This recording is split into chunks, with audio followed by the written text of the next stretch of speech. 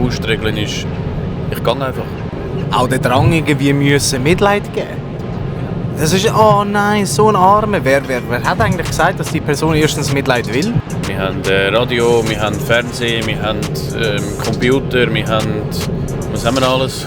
5G. Aber allgemein 5G. Weil je nachdem, wie du drauf bist, lange so wenig, um so viel in dir zu bewirken. Mentale Stärke, das ist für jeden gleich. Einstellungssache, das ist für jeden gleich. Aber dann geht das ja schon in Richtung Realitätsverlust, oder? Irgendwo Bedeutung, das ist Training mit Geist.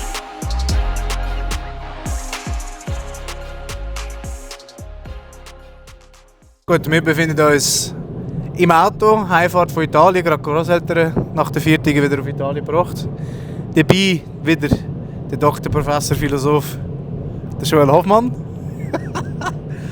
Und wir wollen die nächste Folge aufnehmen. Wir haben doch noch knapp 780 Kilometer vor uns. Das heisst, wir haben genug Zeit. Ich hoffe, die Autofahrgeräusche sind nicht allzu schlimm. Wir werden es dann sehen, sonst ist die ganze Aufnahme für nichts gewesen. Oder vielleicht bringe ich mit Videobearbeitungsprogramm irgendwie an, dass es nicht so ganz schlimm wird sein. Wieder mal ein bisschen planlos in das Thema rein, weil eben mentale Stärke so ein riesiges, grosses Thema ist. Ich möchte einfach mal anfangen. Joel, wie geht's dir? Hast du gut geschlafen in fremden Betten? Sicher, das ist mega schön da. Mega schöne Umgebung. Und ja, es ist cool, mit einem Freund so etwas zu unternehmen, oder? Wow, mit einem Freund! Schön, so hat mich schon lange niemand jemand genannt, sondern eher so ein Arschloch, oder? Typisch. Jetzt fahren wir gerade durch die Marke durch, nach Abruzzen. Über Fermo, da wohnt jemand, wo ich gleich ein Interview wird haben, freue mich riesig drauf, mit der Unterstützung von Joel. Würde ich sagen, steigen wir ins Thema ein, in die Mentalstärke. Wir haben gewisse Sachen schon angeschaut. Gestern Abend, wo wir noch ein bisschen rumgefahren sind, wo wir sind essen und jetzt auch die ersten 2 Stunden vorher über Angstzustände, Angstüberwindungen, nicht aufgeben.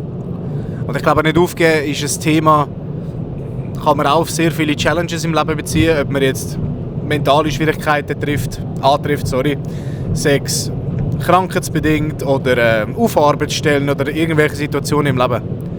Was hast du so für Erfahrungen gemacht mit Angstüberwindungen und nicht aufgeben und weitermachen? Also Angstüberwindung in dem Sinn oder Angst haben, ist glaube ich etwas Menschliches.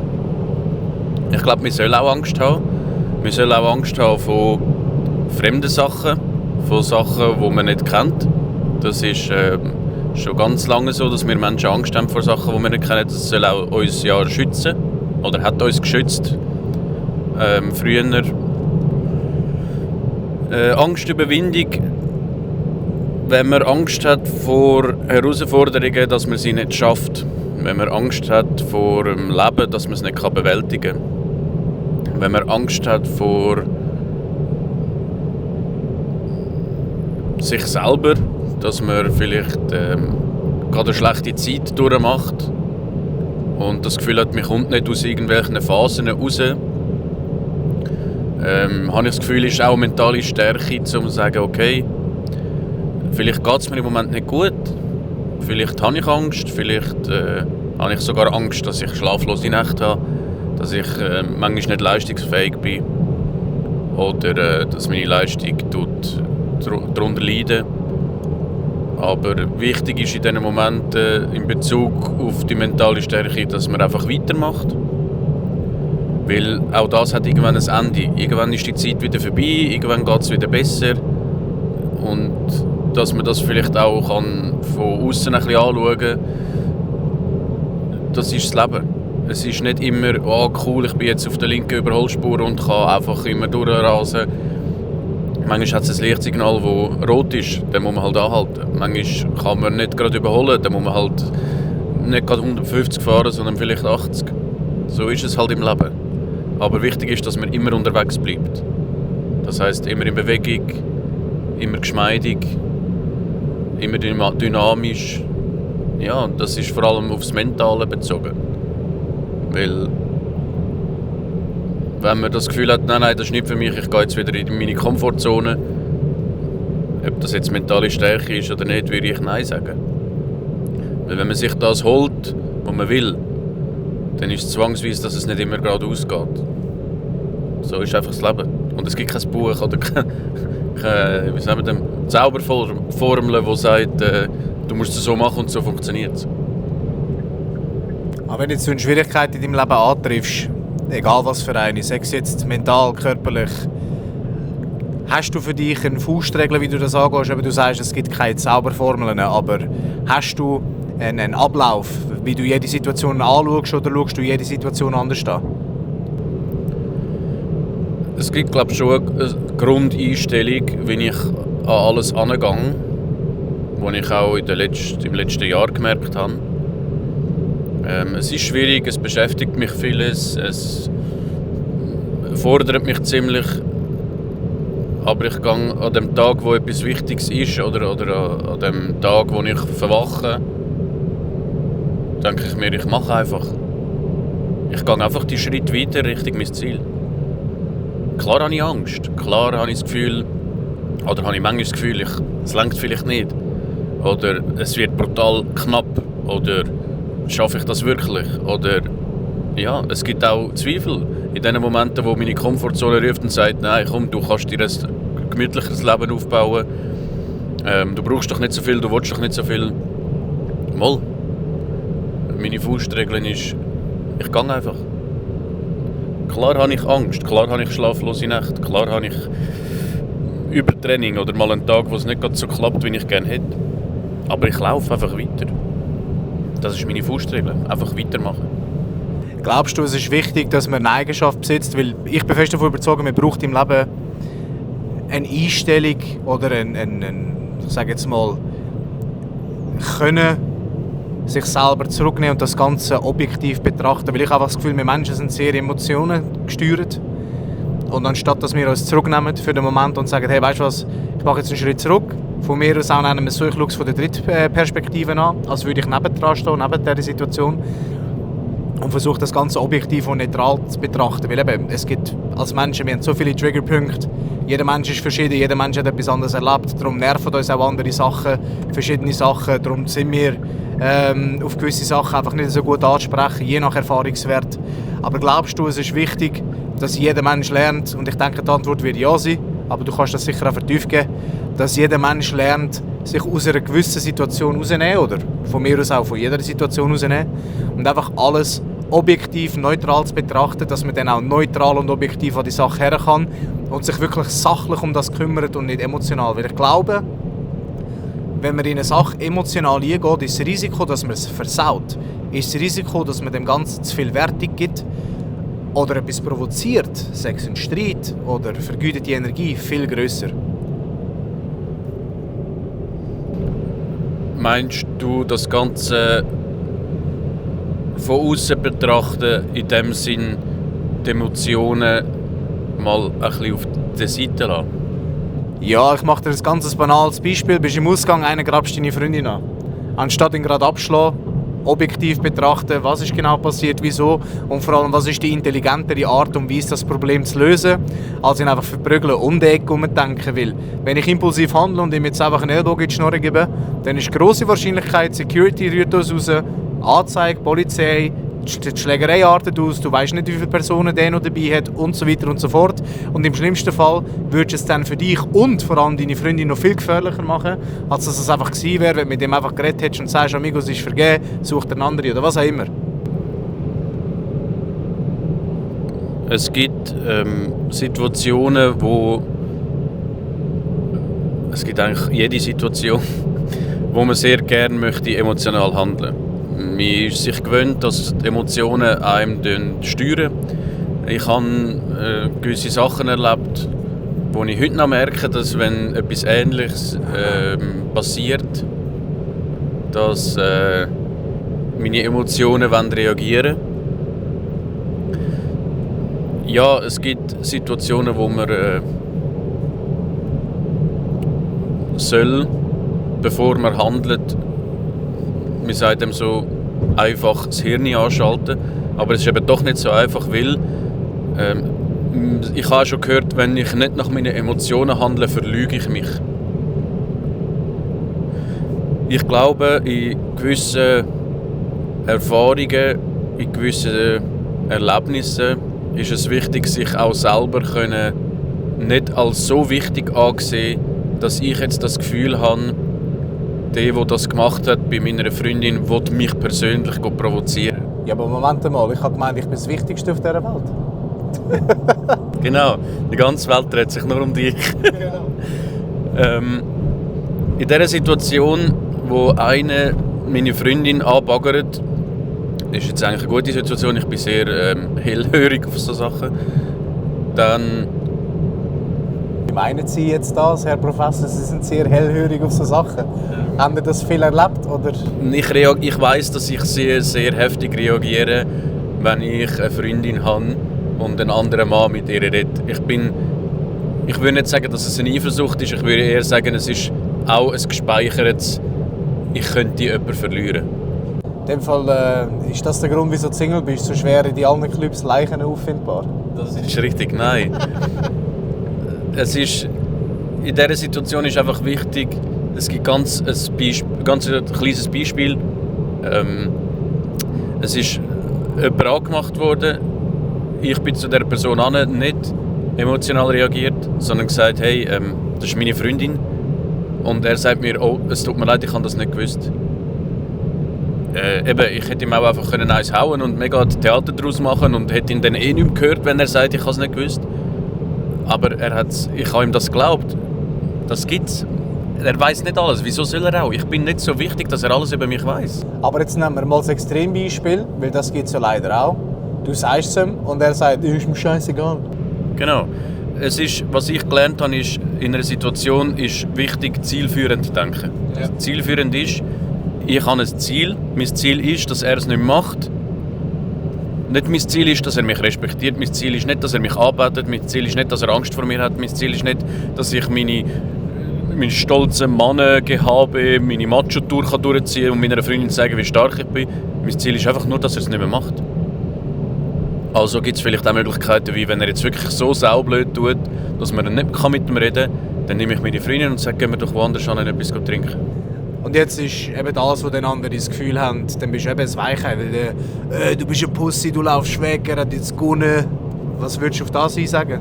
Dann gebe ich ihm Geld für ein Bier, soll er feiern, dass er gewonnen hat. Okay. Eben, das ist wieder die Scheissegal-Einstellung. Okay. Ja. Die Scheissegal-Einstellung hat auch eine Grenze. Also, wenn er mir nachlaufen muss in die nächste Bar und einfach nach dem 10., 12., vielleicht sogar 20. Mal nicht aufhören kann, dann ist auch meine Grenze erreicht und das dürfen wir. Also wir dürfen eine Grenze haben, wir dürfen die Grenze vertreten. Und irgendwann muss man sich auch nicht mehr entschuldigen für gewisse Handlungen. Das ist meine Meinung. Ja, direkt auch ins Gesicht, oder? Nein, aber ich glaube, die scheissegale Stellung, das ist etwas, wo viele Menschen unterschätzen, was für einen Seelenfrieden das einem gibt. Und ich würde mir wünschen, dass mehr Menschen die scheissegale Einstellung hätten. Das geht ja nicht darum, dass einem alles egal ist. Überhaupt nicht. Ich meine, wenn die Weltmond untergehen würde, würde ich auch nicht sagen, scheissegal, ich gehe jetzt noch etwas trinken, machen wir uns einen schönen Abend. Sondern, dass man einfach wirklich lernt. Stierisch lernt. Stur lernt. Dass einem wirklich nur das interessiert, wo einem direkt etwas angeht. So Gossip-Scheiße, weißt du, was Gossip ist? Oder der Kindergarten-Lästereien. Interessiert mich nicht. Wenn jemand hinter meinem Rücken über mich redet, sag mir sein Gesicht und sonst interessiert es mich nicht. Alles, was ich nicht direkt höre, alter Scheiß drauf. Hey, du solltest das und das nicht machen. Wer bist du, dass du mir sagst, wie ich das Leben habe? Und eben, jetzt können die Leute sagen, ja, aber das ist mega arrogant. Nein, ist nicht. Ich führe mein Leben, so wie es in meinem Rahmen, in meinem Verhältnis für mich stimmt. Wenn ich jetzt rauche, ich glaube, jeder Mensch weiss, dass Rauchen schlecht ist. Wenn auch einer sagt, es ist mir scheißegal, der lässt einen Lungenkrebs haben. Ich kann es nicht verändern. Hört auf Mami Therese spielen, da, ihr schafft es nicht. Also ist es euch scheißegal. Ich sage jetzt auch, meine Mutter, du kennst meine Mutter, Alter, die hat mir so lange in meinem Leben eingeredet, bis ich ihr einfach irgendwann gesagt habe, du bist meine Mami, ich liebe dich, ich weiss, du sorgst dich um mich, aber du führst mein Leben nicht. Und dann kommt halt so die typische Ausrede, aber ich habe dich auf die Welt gebracht. Ja, Pech, du hast auch nicht gewusst, was vorher kommt. Jetzt hast du halt Pech gehabt in deiner Lotterie und hast einen Bub, einen Sohn auf die Welt gebracht, der halt sein eigenes Leben will führen und sich halt sehr, sehr wenig bis fast gar nicht beeinflussen lässt. Aber ich finde, es müssen alle mehr lernen, dass wir auf unseren eigenen Scheiß schauen müssen. Ja, es ist eine scheissegale Stellung ist, ich nenne sie nicht so, weil es tönt so, als Ja, ich habe okay. Lust zum einen zu töten. Scheissegal, ich mach's einfach. So habe ich es nicht gemeint. Ja, ich weiss. Eine scheissegale Stellung kann man vielleicht ein bisschen so beschreiben. Ich habe einen Weg, ich habe ein Ziel. Und auf dem Weg, in dem Ziel, oder auf dem Weg zu dem Ziel in meinem Leben, gibt es alles, was ich verändern kann. Da gibt es alles, was ich nicht verändern kann. Da gibt es viel, wo mich beschäftigt, was ich nicht verändern kann. Und es gibt viel, was mich beschäftigt, was ich verändern kann. Jetzt kann ich an dem kaputt gehen, weil ich mich an diesen Sachen aufrege, an diesen Sachen kaputt denke, die ich nicht verändern kann. Oder ich sage, okay, was kann ich verändern? Oder zu einem Thema, das mich sehr beschäftigt, wie weit kann ich etwas verändern? Das heisst, wenn ich jetzt zum Beispiel eine Freundin habe, wo mir nicht passt, dass sie raucht, dann weiss ich das, bevor ich sie kennenlerne, dass mir das nicht passt. Also ist das zum Beispiel ein Prinzip, wo ich sage, okay, vielleicht liebe ich die Frau sogar, habe mich verliebt in sie, wegen Kennenlernen und, aber ich weiss, das ist jetzt etwas, was mich so stört, ich will das nicht in meinem Leben. Und dann muss ich Entscheidungen für mich treffen. Entscheidungen für mich treffen bedeutet Verantwortung für mich übernehmen. Und nachdem ich die Verantwortung übernommen habe für mein Leben, dann kommt eben das, es ist mir scheißegal. Bedeutet, Verantwortung für mein Leben übernehmen bedeutet, ich bin der Einzige, der auf mich schauen muss. Es muss niemand anderes auf mich schauen. Also mache ich es auch. Das heisst, dass ich gesund bleibe, müssen mir gewisse Sachen so weit mich nicht kümmern. So. Das heisst, es muss mich nicht kümmern, wie meine Eltern vom Leben denken, wie meine Eltern von der Welt denken. Es ist okay, dass sie so denken. Ich tue das nicht verabscheuen oder ich tue das nicht als falsch betiteln, aber es ist nicht meine Denkensart, die ich will in meinem Leben. Darum bist du der Doktor, Professor, Philosoph vom Leben. Nein, weil ich sage so Zeug viel trockener, viel direkter, viel kürzer, aber das ist der Unterschied zwischen unseren beiden Charakteren. Du bist viel besser in diesem Zeug erklären. Ich gebe dir recht, eben, es muss einem egal sein, wenn, nicht nur wegen der Gesundheit, sondern auch mentale Stabilität.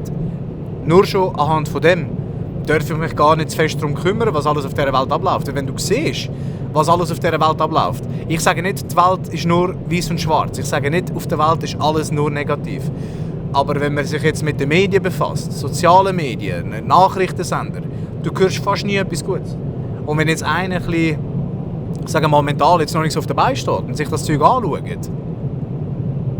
dann hat das und wird das einen grossen Einfluss haben. Das heisst, wenn man sich auch ein bisschen abschotten und die ist mir scheissegal Einstellung auch aufbauen will, noch einmal, eben, es geht ja nicht darum, dass einem alles scheissegal ist, sondern das unwichtige Zeug ist einem scheissegal. Dass man dort lernt, sich ein bisschen abschotten, bis man mentaler ein bisschen stabil ist und weiss, hey, ich kann jetzt irgendetwas von einem Krieg anschauen, ohne dass jetzt gerade mein ganzes Leben umgestellt wird und ich mein Leben in Frage stelle. Weil je nachdem, wie du drauf bist, reicht so wenig, um so viel in dir zu bewirken. Ich bin ja zum Beispiel auch einer, ich stehe dazu, ich habe auch extrem Verlustängste. Wenn ich in einer Beziehung bin, das ist für mich Katastrophe, mich binden, weil ich einfach immer so Angst habe, die Person zu verlieren und durch das mich in der Vergangenheit sehr fest darauf gestürzt habe, alles richtig zu machen, dass ich handkehrum durch das dann alles falsch gemacht habe, weil ich alles kontrollieren wollte. Und das ist auch eine Lüge. Du kannst in deinem Leben nicht alles kontrollieren. Wir tun in unserem Leben mehr reagieren, als dass wir selber etwas machen. 80%, die wir in unserem Leben erleben, sind Sachen von außen. Und lediglich würde ich behaupten, 10-20%, wo wir selber dann wirklich handeln. Und wir müssen einfach lernen, dass wir in so vielen Situationen nicht steuern können. Also müssen wir lernen, flexibel sein, müssen wir lernen, uns anpassen und vor allem müssen wir lernen, selektionieren, was ist uns wichtig und was nicht. Und eben der Rest, scheißegal. Das hat ja nichts damit zu tun, dass ich andere Menschen anschaue und sie leiden und ich mir denke, ja, ist doch mir scheißegal, ob jetzt der stirbt. Überhaupt nicht. Aber ich kann... Nein, aber es ist so. Ich kann anderen Menschen... Und das haben wir ja schon im letzten Podcast gehabt. Ich bin nicht Jesus, ich kann nicht allen helfen. Überhaupt nicht. Also schaue ich dafür, dass es mir gut geht und dann die anderen um mich herum. Und das hat dann auch, ich hoffe, so ein bisschen einen Schneeballeffekt, dass es dann ihnen besser geht und sie ihr Umfeld können verbessern und so weiter und so weiter. Dass man eigentlich im engen Kreis etwas bewirkt, dass dann die Leute vom engen Kreis in ihrem anderen engen Kreis können weiterarbeiten können. So finde ich, hat das Sinn. Aber jetzt allen helfen, das, ja, dann vergeudest deine Energie, dann verbrauchst du sie und hast wahrscheinlich am Ende des Tages gar nichts gemacht und dir selber geht es auch nicht besser. Ja, bezüglich Helfen oder bezüglich eben unwichtige Sachen, dass unwichtige Sachen einem egal sind. Unwichtige Sachen sind für mich zum Beispiel, wenn jetzt es passiert viele Sachen auf der Welt, die nicht schön sind. Und da muss man auch nicht lügen, es ist einfach so. Aber zum Beispiel der Krieg in Israel. Was soll ich gegen den Krieg in Israel machen? Was soll ich gegen den Krieg in Israel machen? Ich bin weder ein Soldat, noch jemand, der einen Soldat schickt, noch bin ich ein Panzerfahrer, noch bin ich ein Friedensstifter, noch bin ich... Ich kann dort unten nichts bewirken. Also, was bringt es mir, wenn ich mir Gedanken darüber mache, so tief Gedanken darüber mache, dass ich Schaden davon nehme? Es bringt gar nichts. Was mir bringt, wenn ich wirklich etwas unternehmen gegen das, dann gibt es Möglichkeiten, wie man sich kann... ich sage, einsetzen, dann gibt es Möglichkeiten, was man kann machen kann, wo vielleicht etwas bewirkt, aber in dem Rahmen, wo man selber das Interesse hat, das zu machen. Also ich sage, ich glaube, der Joel und ich sind uns da beide einig, einfach auf die Straße gehen und dumm tun und demonstrieren für eine Stunde und nachher gehen wir wieder heim. Ich glaube, das bringt nichts. Das sieht man mit dem Veganismus, Feminismus, mit dem Kriegszeug. Es gibt so gut, vor allem gibt es einfach so viele Leute, die sich mit der Materie überhaupt nicht auskennen und sich einfach mitziehen lassen. Und ich laufe jetzt mit diesen Leuten mit und ich habe eigentlich keine Ahnung, um was das geht. Oder? Weil ich bin jetzt überrascht, dass du den Krieg vorgebracht hast. Ich hätte jetzt nicht erwartet. Aber ich meine eben auch, der Konflikt der hat nach dem Zweiten Weltkrieg angefangen. Und viele Leute wissen das gar nicht. Und dann beurteilen, was jetzt gerade passiert, ist einfach auch nicht gerecht gegenüber der Geschichte, die hinter dem Konflikt ist. Aber wir müssen jetzt nicht auf den Krieg selber eingehen, sondern es geht einfach darum, versucht immer in eurem Rahmen etwas zu bewirken. Weil ich kann jetzt nicht, zum Beispiel es hat sich so viel, ich das so lustig gefunden, wo sich so viele Leute aufgeregt haben, wo der Trump gewählt worden ist. Als würde es den Trump interessieren, weil ein Schweizer jetzt nicht will, dass er Präsident wird. Wer interessiert es? Und sich wegen dem, das meine ich, wegen dem dann sich müssen aufregen, oh nein, jetzt kommt der Neonazi oder was auch immer kommt jetzt dort macht. Alter, wer interessiert es, was du bei dir daheim mit deinen 4 Wänden denkst über einen Donald Trump, über einen Wladimir Putin, über einen Volodymyr Zelensky? Es ist so unwichtig. Und dort Energie verschwenden. Steck die Energie in deine Familie, steck die Energie in deine Gesundheit, in deine Arbeit, das, was du in deinem direkten Umfeld kannst verbessern. Weniger ist zum Teil mehr. Weniger aufplustern, mehr investieren in die eigenen 4 Wände, ja, für Schlusszeichen, mentale 4 Wände. Genau, jeder Mensch hat begrenzte Energie in dem Sinn. Irgendwann ist die Energie fertig und dann dürfen wir weg von dieser Welt, zumindest mal körperlich. Und das ist das, was viele Menschen überfordert. Sie haben so viel Einfluss. Wir haben sehr viel Einfluss in der heutigen Zeit. Wir haben Medien, wir haben Radio, wir haben Fernsehen, wir haben Computer, wir haben... Was haben wir alles? 5G? Aber allgemein durchs Internet haben wir sehr viel mehr Einfluss als früher. Genau. Und zwar Einfluss in dem Sinn, wir schauen oder dann da Shorts anschauen und das ist Veränderung. Der Kopf nimmt das alles auf. Er muss alles irgendwie filtrieren. Oder? Aber sind wir ehrlich, er nimmt alles auf, aber merken tut er sich wahrscheinlich auch nicht viel. Das ist einfach eben der Massenkonsum, der uns verblödet auf die Zeit raus. Genau, es bleibt keine Zeit, um wirklich Gedanken zu machen. Wir füllen uns mit Informationen, die irgendwo gespeichert werden, aber wir es nicht einmal mehr rufen können, weil es schon so viel ist. Und darum muss man ja selber lernen, welche Informationen sind wichtig für mich, mit welchen kann ich arbeiten, welche führen mich ans Ziel. Ich schaue zum Beispiel auch, ich lese auch Nachrichten. Ich lese Nachrichten, weil ich wissen will, was passiert in der Schweiz, allgemein ein bisschen. Wie ist das Volk oder um was geht es dann? Zum Beispiel bei Abstimmungen, was stimmt es ab? Oder ist es für mich wichtig, was passiert im Moment? Und so tue ich mich beschäftigen. Ich sehe durch das auch andere Sachen, wie Flugzeugabstürze, wie Mord und Totschlag, wie Tiermisshandlungen, wo ich jetzt extra darauf anspreche, weil ich zum Beispiel sehr Mühe habe mit dem. Aber wenn ich das lese, dann kann ich immer noch selber entscheiden, gehe ich jetzt auf den Artikel ein oder sage ich mir, okay, es gibt es halt auf dieser Welt. Ob es jetzt mir passt, ob es mir jetzt leid tut, ob es mir jetzt weh tut, das ist halt einfach so. Also ich kann mich jetzt festheben an dem Gefühl, an meiner Emotion und sagen, die Tierli und depressiv werden und mich so fest in das hineinverfressen, dass ich nachher wieder muss zu einem Psychologen oder so, weil ich so unstabil werde, weil ich mich mit dem befasse. Oder ich kann sagen, okay, es ist jetzt einfach so, ich kann es nicht ändern, ob es mir jetzt wehtut oder nicht. Das Einzige, was ich ändern kann, ist, dass ich es sicher nicht mache und in meinem engen Umfeld sagen, Leute, das macht man nicht. Oder sind ihr auch dieser Meinung, das macht man nicht? Das kann ich machen. Aber ich kann nicht jedes Tier auf dieser Welt retten. Das ist einfach so. Früher, ich meine, als wir jünger waren, wir sind jetzt beide 32.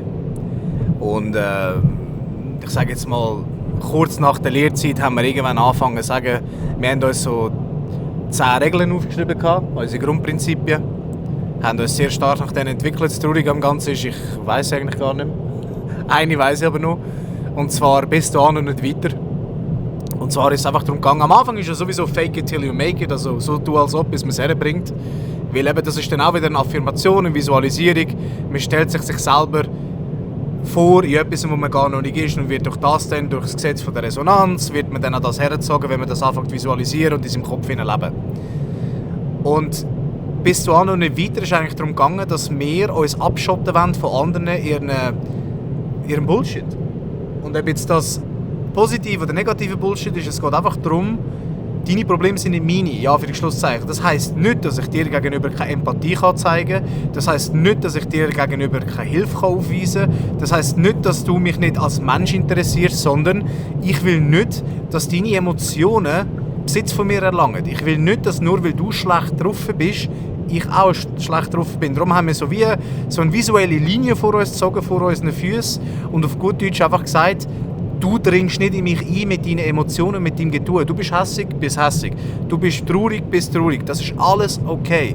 Aber ich lasse mich von dir nicht beeinflussen. Und das ist halt etwas, klar, es gibt Menschen, das funktioniert bei mir auch nicht, weil ich halt einfach so eine Bindung zu diesen Menschen habe, dass ich will, dass es diesen Menschen gut geht und es mir weh macht, wenn ich sehe, dass es diesen Menschen einfach unter Umständen bedingt einfach nicht so geht, wie es sollte. Handkehrum bei anderen Menschen, die einfach Arbeitskollegen sind, ich wünsche denen bestimmt nichts Schlechtes. Aber ich kann mich doch nicht von jedem Menschen beeinflussen lassen, ich bin traurig, jetzt bin ich auch traurig. Nein, das bringt es einfach nicht. Darum finde ich es wichtig, dass jeder Mensch einfach für sich selber eine Grenze aufsetzt und sagt, bis dahin und nicht weiter. Ja, das finde ich auch. Ich habe die Regeln gar nicht mehr gewusst. Bis dahin und nicht weiter, weil die ist irgendwie wie mir einfach eingefleischt gewesen, aber ich habe nicht gewusst, dass wir die aufgeschrieben haben. Aber du hast ja den Kopf geknickt, als ich gesagt habe, eine Regel, und hast du genickt. Ja. Welche Regel hast du noch im Kopf gehabt? Das ist Einstellungssache. Ah, stimmt, es ist Einstellungssache, ja. Das war auch noch eine Regel. Weil es ist alles eine Einstellungssache. Es klingt so dumm. Es klingt einfach so einfach. Es klingt so einfach. Eigentlich ist es eben so einfach, aber wir machen es immer kompliziert. Jeder Mensch macht sich kompliziert. Aber, erzähl, aber, wenn ich ein Aber hätte, dann wäre ich schon lange tot. Wahrscheinlich nicht tot, aber ich wäre sicher nicht mehr da. Und vor allem, wie viele Aber sind imaginär? Viel, sehr viel. Der Mensch tut sich selber begrenzen. Wir sind uns gewöhnt durch das, weil irgendjemand, der uns führt, egal wer, früher war es ein Kaiser, früher König, was auch immer, Jarl, was gibt es denn alles? Genau. Und jetzt ist es einfach unser Denken. Genau. Jetzt ist es einfach unser Denken, das uns führt. Bedeutet, wenn wir Ja, wenn unser Denken uns führt, dann sind wir an diesem Denken ausgeliefert. Unser Denken wird beeinflusst durch, was wir erlebt haben, was in uns gespeichert ist, was in uns eingeredet worden ist, was alles, die ganzen Denkensmuster, die ganze, wir sagen dem Paradigma. Nein, jetzt schmeißt du wieder mit Wörtern rum. Für die Leute, die nicht wissen, was Paradigma ist und keine Lust haben zum Googlen. Googelt es. Wenn man ein bisschen hören, dann Paradigma ist etwas, das man überkommt, mit auf den Weg überkommt. Also eine mentale Einstellung zum Beispiel, wenn es schwierig wird, gebe ich auf. Oder die anderen sind immer schuld an meiner Misere. Also das Paradigma von einem Weichei. Ja, es gibt auch Weichheit in dem Sinn, die das mir weitergegeben haben, die können ja auch nichts dafür, sie haben das auch so bekommen. Sie haben einfach nicht gewusst, dass man es ändern kann. Das ist wieder so die Ausrede, ja, ich kenne sie bis jetzt nicht anders, also muss es so bleiben. Ja, nur, dass man den Gedanken machen kann, gibt es eine Veränderung. Es gibt aber Leute, die wissen nicht mal von dieser Veränderung. Und es gibt wirklich Leute, die wissen nicht, dass sie die Einstellung ändern können. Und deswegen habe ich auch, verurteile ich auch niemanden. Es gibt Leute, die kennen das wirklich nicht. Die sind so in dem Strudel rein, die checken nicht, dass sie aus dem raus könnten. Da wird emotional jeder rumgehudelt, oder? Ja genau, da verhudelt es dich dann. Aber wichtig ist Einstellungssache. Einstellungssache bedeutet zum Beispiel, etwas macht mich hässig, auch bei nahen Menschen. Wenn ich nicht kann jemandem helfen kann, macht mich das hässig. Ich fühle mich ohnmächtig, ich habe keinen Einfluss mehr. Macht mich verrückt. Jetzt, der Mensch, wo ich das Gefühl habe, braucht Hilfe, oder dem ich helfen will, der ist traurig. Jetzt werde ich hässig, weil ich dem Menschen nicht helfen kann. Jetzt kann ich aber selber entscheiden, ob ich das hässig werde, ob mich das so beeinflusst, dass ich dann handlungsunfähig werde und erst recht alles verschlimmere. Oder ich kann sagen, okay, der Mensch ist traurig, es beschäftigt mich zwar, aber wieso soll ich mir jetzt, oder nicht wieso, ich kann jetzt entscheiden, auch einen schlechten Tag haben, weil ich jetzt hässig bin, weil ich ihm nicht helfen kann. Oder auch traurig bin, weil ich dieser Person nicht helfen kann. Oder vielleicht hilft es ja dieser Person, wenn sie sieht, dass ich einen guten Tag habe. Also bleibe ich doch bei mir, sagt man dem so schön. Und sage, okay, ich kann ihr im Moment nicht helfen. Dann bin ich halt einfach da, wie ich halt bin. Aber mir geht es gut. Also mache ich Witzli oder bin zu dieser Person einfach so, wie ich bin. Und du nicht gerade helfen oder gerade mich aufzwingen oder gerade was auch immer. Sondern einfach nebendran sein. Auch der Drang irgendwie müssen Mitleid geben. Das ist, oh nein, so ein Armer. Wer hat eigentlich gesagt, dass die Person erstens Mitleid will? Und vor allem, Mitleid verändert doch nichts. Du bestätigst doch nur dieser Person ihr Leiden, wo keine lösungsorientierte Entscheidung ist. Hey, dieser Person geht es schlecht, okay, Check-up, ich rede mich aus dieser Situation raus, eben bis dahin und nicht weiter. Wie kann ich dieser Person jetzt gerade objektiv helfen, sachlich helfen, dass sie sich besser fühlt? Und nicht mich selber noch in die negative Spirale einziehen. Und nachher sind wir zwei Häufchen Elend dort, die dann eine dritte Person brauchen. Mitleid? Nein. Mitgefühl? Ja, ich fühle mit vielen Menschen. Aber es ist nicht das Gleiche, gibst du mir recht, oder? Genau. Ich fühle mit vielen Menschen mit. Ich verstehe viele Menschen, wenn sie etwas durchleben oder das Gefühl haben, es gibt keinen Ausweg oder wie auch immer. Ich kann ihnen erzählen, dass es bei mir einen Ausweg gegeben hat. Oder dass ich durch alles, was ich bis jetzt erlebt habe, weiss, dass es immer einen Ausweg gibt. Wenn man es in diesem Moment nicht gerade sieht, weiss ich, dass ich nicht schuld bin daran, dass es ein anderer nicht gerade sieht. Also es ist halt einfach... Manchmal ist es so, dass man es nicht sieht oder dass man es nicht will sehen. Aber es hat viel auch mit Selbstmitleid zu tun, wo auch ein bisschen mit der mentalen Stärke zusammenhängt, mit dem Paradigma zusammenhängt. Selbstmitleid ist, ich fühle mich so wichtig. In einer falschen Art, sage ich dem, dass ich mich selber so bemitleide. Das heisst, ich bin traurig, weil ich traurig bin. Und ich bin jetzt auf die ganze Welt verrückt, weil die ganze Welt ist schuld, dass ich traurig bin. Ich finde auch, nur schnell, dass ich da reingrätsche. Ich finde, Selbstmitleid ist auch, ich bin der Ärmste und jeder muss es jetzt verstehen und jeder muss sich jetzt um mich kümmern. Was ich nur schwächer finde, als das, was du gesagt hast. Ja, es ist... eben schwächer in dem Sinne. Ich habe auch Zeiten, wo ich mich selber bemitleide. Ja, aber es gibt ja dann einen Unterschied, ob es dir schlecht geht, du dich selbst bemitleidest und einfach in dir drin das verarbeitest, oder ob du an den Tisch sitzt und machst damit jeder fragt, oh nein, Joel, was ist los? Ja, das ist traurig, sorry. Ja, es ist ein Verhalten, wo viele wo ein bisschen Aufmerksamkeit haben. Und eben auch das. Ich kenne das, ich weiß, wie das ist. Ich weiß, dass man das vielleicht gerne hätte in dem Moment, oder einfach, dass jemand dir auf die Schulter klopft und sagt, hey, das kommt schon gut oder so, aber wieso bist es du nicht selber? Also, ja, aber hankerum, wenn ja du das willst, ist das absolut normal und verständlich. Aber dann könntest du doch auch hergehen, statt so ein Selbstmitleidsschienen und sagen, hey, mir geht es gerade schlecht, hättest du Zeit, um mit mir zu reden, ich brauche jemanden. Das ist dann lösungsorientiert. Weil nur schon darüber reden kann ja vieles verändern. Aber dort sitzen wie so ein kleines Stückchen Elend und warten, dass sich jemand um dich kümmert. Alter, die Welt dreht sich nicht um dich. Also mal ja anscheinend schon, haben wir jetzt schon ein paar Mal gesagt. Genau. Aber aktiv eine Lösung suchen. Und du hast mir irgendetwas mal vom Buddhismus erklärt, wo irgendeine Schriftrolle, Pergament, da steht, ja, ich weiß nicht, was es war, sorry. Da steht, wenn ich traurig bin, bin ich traurig. Wenn ich glücklich bin ich glücklich. Im Sinne von, wir sollen seine Gefühle willkommen heißen, für das fühlen wir sie ja. Wir sollen sie fühlen, aber wir sollen sie dann auch wieder wegschicken oder weiterschicken. Wie ist das gegangen? Ich weiß es eben nicht, das ist jetzt ein paar Jahre her. ja, es ist schon ein Moment her, ja. Es ist so, genau, wenn ich glücklich bin ich glücklich, wenn ich traurig bin ich traurig. Es heisst eigentlich im Großen und Ganzen, die Gefühle kommen und gehen. Es gibt Tage, wo ich aufstehe und wo ich mich so fühle, wie ich eigentlich denke, nein, ich will heute gar nichts. Ich bleibe einfach daheim, alles zumachen, ich bleibe im Bett, scheiß drauf. Ja, es ist einfach wieder ein Tag, der für nichts ist. Und am nächsten Tag bin ich dann hässlich, weil der Tag von gestern für nichts war. Und dann bin ich wieder, und dann geht das alles, das Treppchen ab und ab und ab und ab und ab. Oder ich kann sagen, heute habe ich für nichts Bock, während ich aufstehe, Zähne putzen, mir den Kaffee machen, für mich sorgen, das heisst mir gutes Essen geben. Mir sagen, okay, ich habe zwar keinen Bock, der Tag ist trotzdem der Anfang. Der Tag kann noch gut werden, eventuell. Auf gut Deutsch einfach versuchen, das Beste daraus zu machen und nicht einfach rumsitzen und nichts machen. Genau, und vor allem nicht dagegen kämpfen. Das Gefühl muss jetzt weg.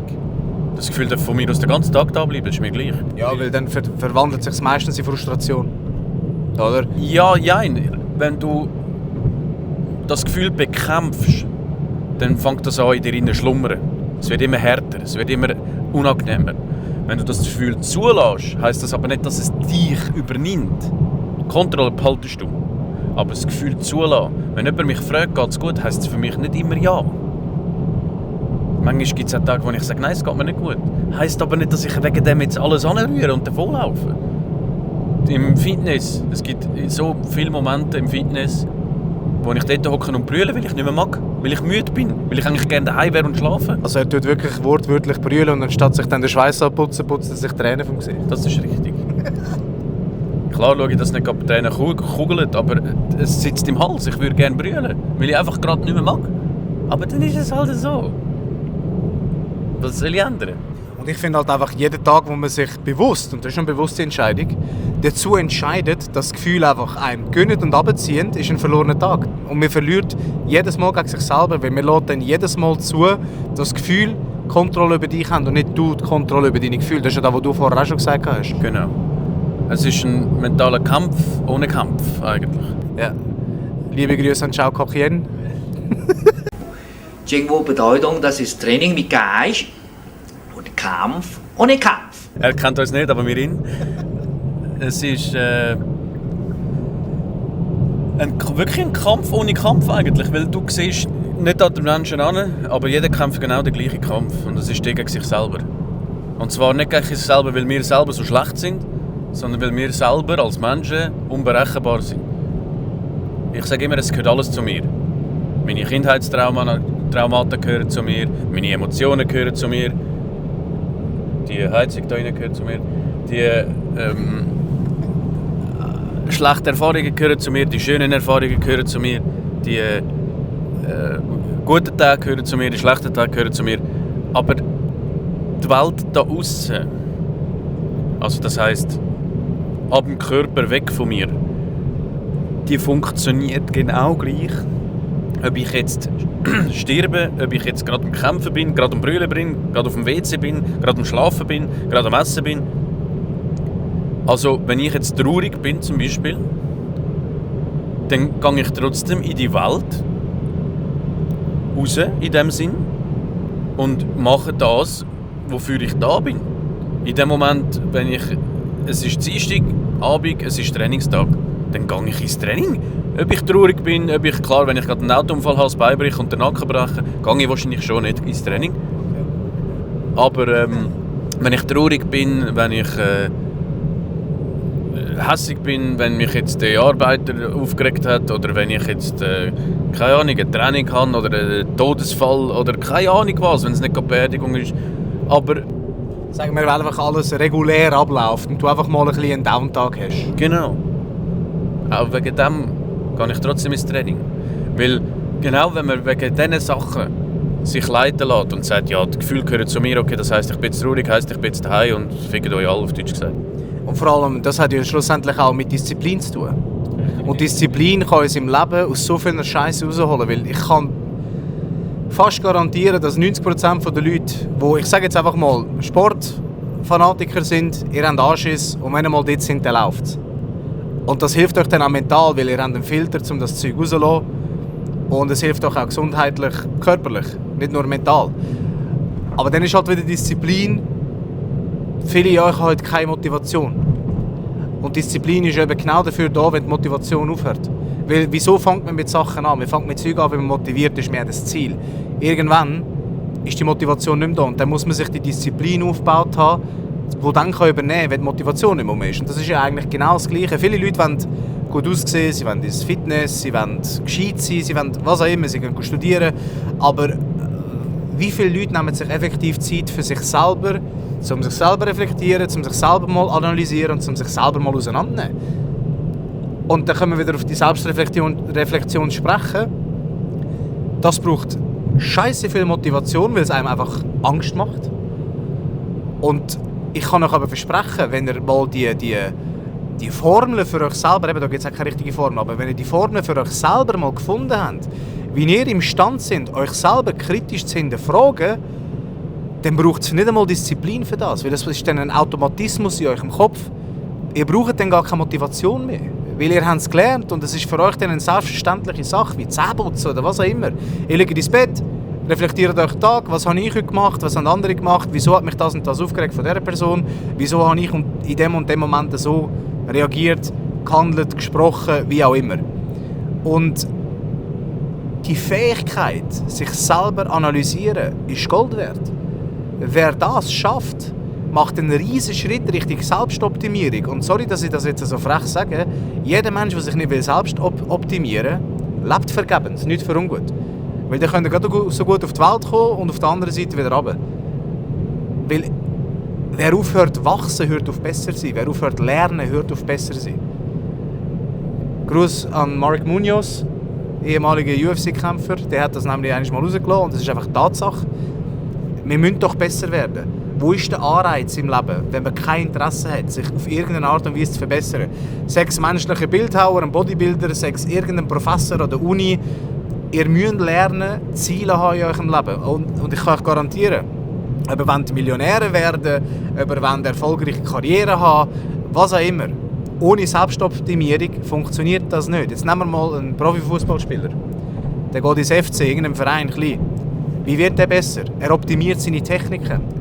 Und das funktioniert körperlich auch so. Geistig, sorry.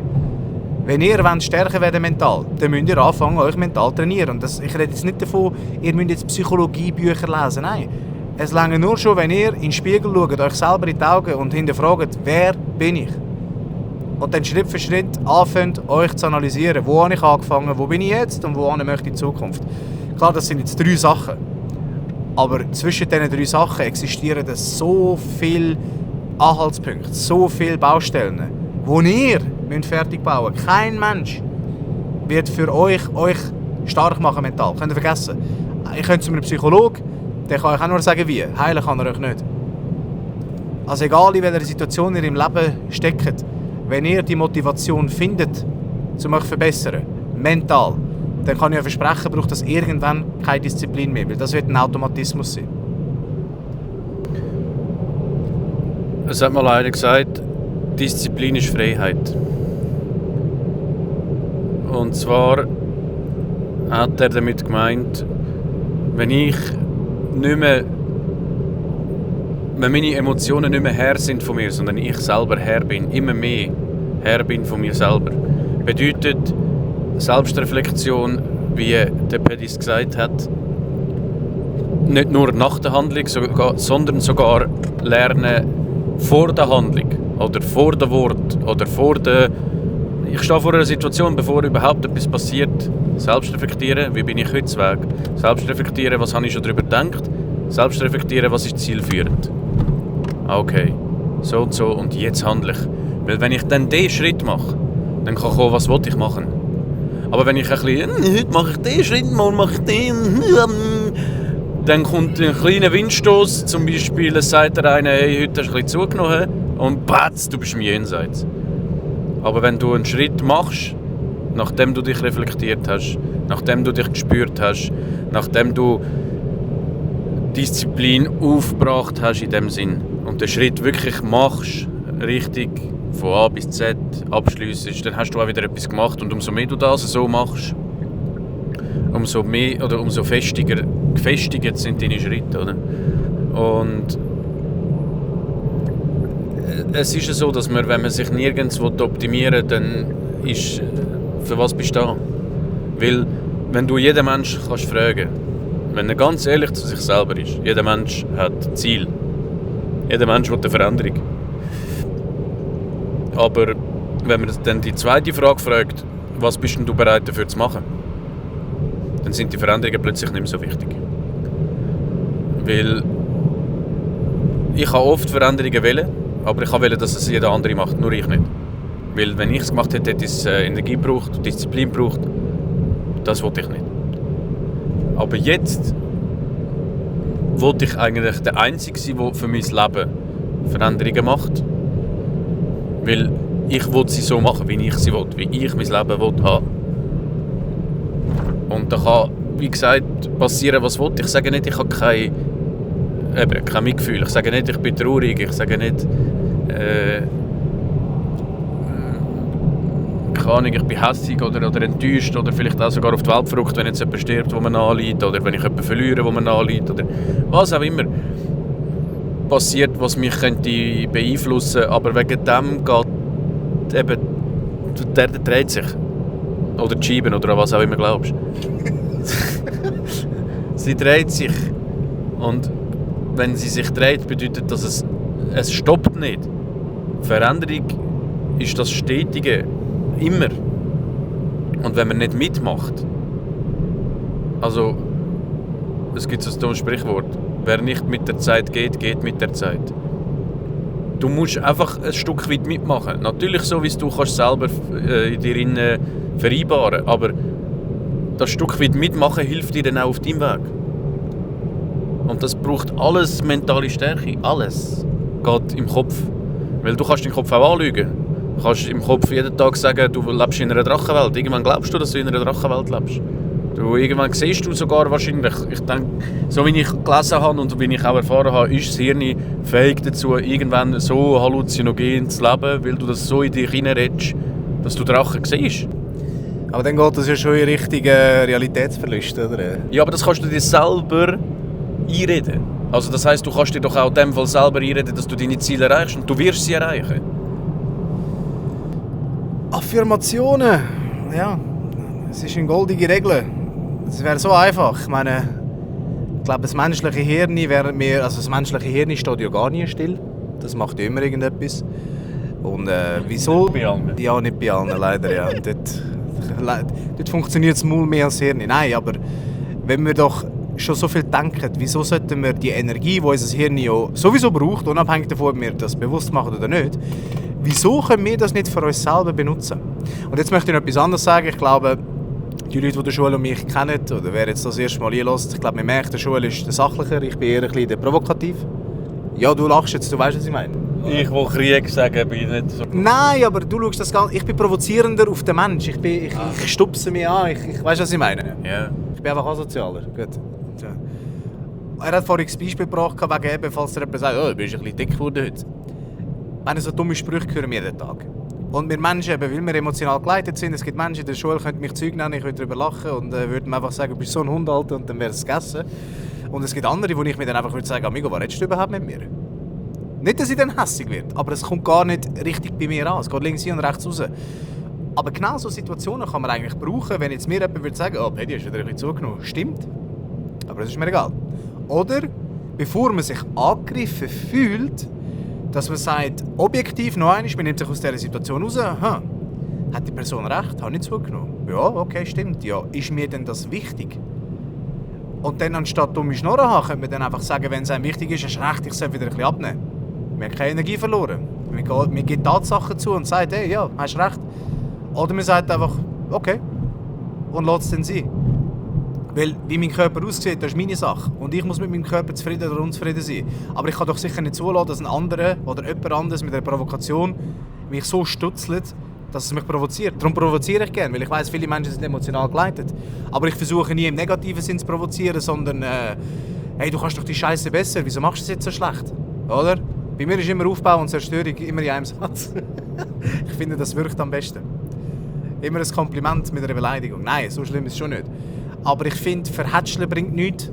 Genauso wie verruchen. Ich kann nicht jemandem die ganze Zeit sagen, du bist scheiße. Genau gleich, wie ich einer Person immer sagen kann, oh nein, das ist schon gut, mach dir keine Sorgen. Und das ist halt leider, heutzutage ein Problem, dass zu viel verhätschelt wird. Zu wenig Verantwortung auf die Leute gedrückt wird. Nein, das ist deine Aufgabe und du hast sie nicht erfüllt. Ich muss ja nicht sagen, hey, du bist absolut scheiße, dich kann man für nichts brauchen. Habe ich auch schon gehört, der Joel auch. Wir sind jetzt nicht so sensibel. Ich sage es jetzt anständig, nicht, dass ich wieder provoziere. Ja, ich hätte auch sagen Pussys. Ja, aber ja. Nein, aber ich sage einfach, es kommt immer darauf an, mit wem man spricht. Wer einem gegenübersteht. Ich und der Joel sind jetzt seit über 10 Jahren befreundet. Ich weiss genau, was ich ihm sagen kann und was nicht. Und ich weiss, er sagt trotzdem alles. Ja, ich sage trotzdem alles, aber ich weiss, es kommt bei ihm an und er versteht, wie ich es meine. Und wenn nicht, und das ist etwas Schönes am Joel, fragt er nachher, hey, wie hast du das gemeint? Und nicht geht heim, macht die Faust im Säckchen, jeder Wichser. Und das ist halt etwas, das müssen auch viele Leute lernen. Kommunikation, Mann. Wenn ihr etwas nicht verstanden habt, geht her. Ja, aber ich fühle mich unwohl, ich rede nicht gerne mit wem auch immer. Oder sind ihr selber schuld. Dann werdet ihr nie erfahren, wie es die Person gemeint hat. Weil strenge Liebe kann auch, wie soll ich dem sagen? Strenge Liebe kann euch auch helfen. Konstruktive Kritik ist keine Kritik an euch als Mensch. Klar, je nachdem, was ich kritisiere. Wenn ich sage, hey, du bist mega sensibel, wenn dir jemand etwas sagt, dann ja, geht das gegen deine Persönlichkeit. Aber das hat ja nichts damit zu tun, dass ich dich schlecht rede, sondern dir auf gut Deutsch will sagen, vielleicht wäre es gut, wenn er mal Eier wachsen lässt. Nein, das tut mir leid. Oder? Während der Arbeitsstelle. Wenn ich jetzt irgendetwas schlecht mache und mein Chef mir sagt, du, die und die Arbeit ist schlecht erledigt, kann ich doch nicht, oh mein Gott, er hasst mich. Nein, er hat meine Arbeit kritisiert. Man muss immer lernen, unterscheiden. Man muss immer objektives Zeug betrachten. Ich bin jetzt gerade heftig abgedriftet von dem, was ich eigentlich vorher gesagt habe. Aber es geht einfach darum, lernt zuhören, lernt differenzieren, lernt, was ist gut gemeint mit euch. Weil ihr werdet viele Menschen treffen, die es gut meinen mit euch, aber emotional wahrscheinlich eiskalt sind und das nicht so überbringen können. Ich bin auch eher ein trockener Mensch. Bei mir kommen Komplimente auch ein bisschen trockener raus. Ich selber, ich bin Mensch, ich brauche kein Kompliment. Wenn ich etwas gut gemacht habe, lange mir das Nicken von dieser Person gegenüber. Und ich weiss, es ist okay. Ich persönlich werde lieber kritisiert auf eine konstruktive Art, dass ich mich verbessern kann. Hört auf euch sein. Oder? Sorry. Ich finde, wenn man eine Kritik hört, ist das ein Sagen. Auch wenn jemand jetzt einfach an dir vorbeiläuft und irgendwie sagt, schlechter Style, ich weiss doch auch nicht. Alter, stell dir vor, einfach so aus dem Nichts läuft einer vorbei, das sieht schon scheiße aus. Ja. So, merci. Oder einer sagt, ja, das ist jetzt zum Beispiel nicht so eine konstruktive Kritik, aber wenn einer vorbeiläuft, du siehst am Arsch, ist irgendwas von Model etwas und er sagt... Mit Karl Lagerfeld verschnitten. Genau. Die Hose passt nicht zu deinen Schuhen. Eine konstruktive Kritik. Das bedeutet, Er hat dich vielleicht anficken, er hat es sogar nicht gut gemeint mit dir, aber du setzt es um.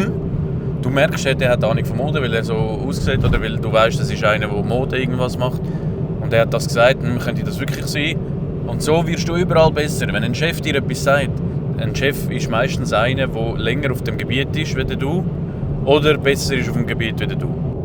Meistens, genau. Nicht immer. Aber auch wenn nicht, also ist ja gleich. Wenn nicht, dann lass zu, was er sagt. Wenn er dir sagt, hey, wir machen das so und so, weil das, was du gemacht hast, ist scheiße. Dann hör nicht einfach, ja, es ist scheiße und der Double hat mich jetzt irgendwie beleidigt oder keine Ahnung, sondern lass doch zu, wenn er sagt, so und so machen wir es. Ob du es nachher immer noch so machst, wie du willst, ist deine Entscheidung, ist auch deine Konsequenz. Aber lass mir doch zuerst einmal zu. Das ist das, nur schnell zum Hinzufügen, das ist wirklich das, viele Leute hören dann einfach nur das Negative aus und nicht den Verbesserungsvorschlag. Oder nicht das Kompliment dazu. Weil wir halt so gepolt sind, dass wir negativ denken. Wir sind negativ denkende Wesen. Nicht alle. Generalisiert wieder einmal. Aber wenn ich dir sage, Joel, das hast du mega gut gemacht, aber das war mega schlecht gewesen. Du wirst heimgehen und das Kompliment zu 99% nicht wahrnehmen, sondern er hat mich kritisiert, ich war scheiße heute. Nein, ich habe dir ja gesagt, dass du etwas gut gemacht hast. Und dort fehlt es halt. Wieso konzentriert man sich immer nur auf das Schlechte? Aber es liegt natürlich dann auch in der Verantwortung von dem, der die Nachricht überbringt, kommunikativ genug stark sein, um zu übermitteln, was er eigentlich damit meint. Klar, im Stress, in den Emotionen, im was auch immer. Eben, ich verstehe es. Niemand ist perfekt. Wir haben alle Fehler. Aber wir sollen auch imstande sein, kommunikativ das herbringen, wenn ich dir eine Kritik gebe, dass du es verstehst. Handkehrum, wenn du nicht verstehst, dass du auch fragst. Es ist ein Zusammenspiel. Das ist definitiv ein Zusammenspiel, das nicht immer funktioniert. Und viele leiden ja darunter oder sagen, sie leiden darunter, weil das nicht funktioniert. Ich habe im Moment vielleicht eine Situation, wo das nicht so funktioniert, wie ich gerne hätte. Aber ich kann ja trotzdem versuchen zu hören, was ich besser machen kann. Hat ja nichts mit seiner Person, mit meiner Person oder mit anderen Personen zu tun. Sondern ich kann trotzdem hören, auch wenn ich vielleicht die Menschen nicht gerne habe. Ich kann trotzdem hören, was habe ich richtig gemacht, was nicht, oder was habe ich falsch gemacht oder was nicht. Klar muss man dann schauen, ist es Piesacken oder meint er das wirklich so oder wie auch immer. Ja, eben für das braucht man halt wieder ein bisschen, muss man sich ein bisschen gerne haben. So. Weil ich weiss, dass ich gewisse Sachen richtig mache. Ich weiss auch, dass ich manchmal im faulen Sicht bin. Aber ich weiss, dass ich etwas kann. Und es soll jeder Mensch wissen, dass er etwas kann, weil jeder Mensch kann etwas. Kein Mensch ist dumm. In dem Sinn. Yeah. Sonst hat er irgendein Gebrechen oder so, wo wirklich ein Gebrechen ist. Aber ein Mensch, wenn er funktioniert, so wie er normal ist, dann ist er nicht dumm. Und er kann ganz viel aus sich rausholen. Wir wissen es einfach, oder viele wissen es einfach nicht, weil man es ihnen nicht sagt. Oder vor allem auch nicht wie. Oder? Ja, genau. Das Wie ist manchmal auch in dem Sinne nicht immer gleich, sozusagen. Aber jetzt das Thema mentale Stärke, das ist für jeden gleich. Einstellungssache, das ist für jeden gleich. Wie man es macht, ist immer sein eigener Weg. Aber eine Einstellungssache ist eine Einstellungssache. Ob du keine Ahnung, von irgendeinem anderen Land kommst, ob du es auf eine andere Sprache sagst, ob du... ja, es ist gleich wie. Aber eine Einstellungssache ist eine Einstellungssache. Oder Mathematik, das ist immer so. Egal von welchem Land du kommst, es ist einfach so. Es gibt gewisse Sachen, die einfach so sind. Und die kann man nicht einfach... ja, sie sind nicht da. Oder ich kann das halt nicht, ich bin anders. Nein, wir funktionieren alle nach den gleichen mentalen Regeln. Genau. Und die mentalen Regeln... Sorry, ist wahrscheinlich uns eingefahren, doppel du. Und die mentalen Regeln sind, finde ich, mittlerweile in der heutigen Zeit überlebenswichtig. Man kann existieren ohne, man kommt einfach nirgends hin und lebt so ein bisschen im Tümpel und manchmal cool, manchmal nicht cool und ja. Das Leben ist manchmal cool, manchmal nicht cool, gefühlt. Aber dann kann ich ja ganz so gut auch etwas erreichen, oder? Ich finde auch irgendwo wichtig, dass man Leitbilder hat, Vorbilder. Weil es gibt zum Beispiel Leute, ich finde faszinierend, was sie machen, aber ich finde sie als Mensch einfach fragwürdig. Handkehrum finde ich habe Menschen kennengelernt, die sind charakteristisch gewesen, Hammer. Also von der Art und Weise, wie sie denken, wie sie reden. Ich rede jetzt nicht davon, dass sie hyperintelligent sind, sondern einfach die Art und Weise, wie sie mental leben. Hammer. Aber sie bringen arbeitstechnisch nicht auf die Reihe. Also man kann nicht perfekt in allem sein. Und ich habe mal so einen Motivationsspruch gehört. Ich tue jetzt den wahrscheinlich grob auseinandernehmen und sage es überhaupt nicht so, wie er es gesagt hat, weil das ist wirklich schon lange her. Aber die Grundmessage hinter dieser Aussage, hinter dem Spruch war, ein Geist kann ohne Körper erschaffen. Ein Körper kann ohne Geist nicht erschaffen. Das heisst, eure Mentalität ist der Grundbaustein für alles andere. Wenn ihr im Rollstuhl sitzt und trotzdem mental stark sind, studiert sind, ihr könnt immer noch designen für das Hochbau, was auch immer. Aber wenn ihr körperlich nur stark sind und nichts im Kopf habt, keine mentale Stärke, dann könnt ihr noch so stark sein. Ihr bringt nichts an auf die Zukunft raus, nichts, das Wert hat. Also denkt immer dran, auch wenn ihr irgendwelches körperliches Gebrechen habt, solange ihr mental stark sind, könnt ihr trotzdem alles erreichen. Klar, vielleicht kannst du im Rollstuhl jetzt nicht Profi-Skifahrer werden, so blöd wie es tönt, aber ihr könnt trotzdem so vieles erreichen, weil ihr einfach mental so parat und stark seid. Hör jetzt auf Lachen. Ja, dummes Beispiel, aber du verstehst, was ich meine, oder? Ja. Sehr gut, wenigstens jemand. Ich finde, das Erschaffen oder mentale Stärke erschaffen, das ist nicht wie ein Konfibrot streichen. Ich streiche und nachher ist es gemacht. Sondern es ist wie Millionen Konfibrot streichen oder wie unendlich Konfibrot streichen. Man hört nie auf und es ist immer anstrengend. Das eine wird vielleicht auf die Zeit besser oder einfacher oder leichter. Ist Konfibrotstreich anstrengend? Mach mal 20'000. Frag dich ein. Es ist... Eben so ist das Leben. Man sagt ja so einfach, so ist das Leben. Aber so ist es. Ich kann mir, für mich selber, bin ich aus dem ganzen Gedrummel, wie auch immer in meinem Kopf rausgekommen bin, ich habe mir selber gesagt, ich lebe sowieso. Ich bin ja sowieso da. Also entweder mache ich etwas und es lohnt sich, dass ich da bin, oder ich liege irgendwann im Sterbebett und denke mir, hätte ich doch. Aber ich weiss nicht, ob das so geil ist, im Sterbebett liegen und denke, hätte ich doch. Dann lieber können sagen, okay, ich kann nicht alles, aber ich habe das gemacht, was ich kann. Ich habe alles gegeben, jeden Tag 100%. Heisst nicht, dass morgens 100% besser ist als heute. Aber jeden Tag 100% geben. Ein Trainer von mir sagt sogar, gib immer 150, dann bist du dann, wenn du krank bist oder angeschlagen bist, gibst du 100. Aber ja. Und ich finde auch wichtig Zielsetzungen, dass man sich sagt, oder Prioritätsliste, das und das will ich erreichen. Ob ihr es dann erreicht, ist die andere Frage. Und viele zerbrechen dann daran, ich habe es nicht erreicht. Ja, aber was hast du alles gelernt auf dem Weg dorthin? Das ist auch schon gewonnen. Wenn bei mir jetzt, ich will Profi-Kunstturntrainer werden, ob ich das irgendwann erreiche? Wer weiß. Aber ich weiss, ich lerne auf dem Weg dorthin extrem viel und nur schon das verbessert mich ja als Mensch.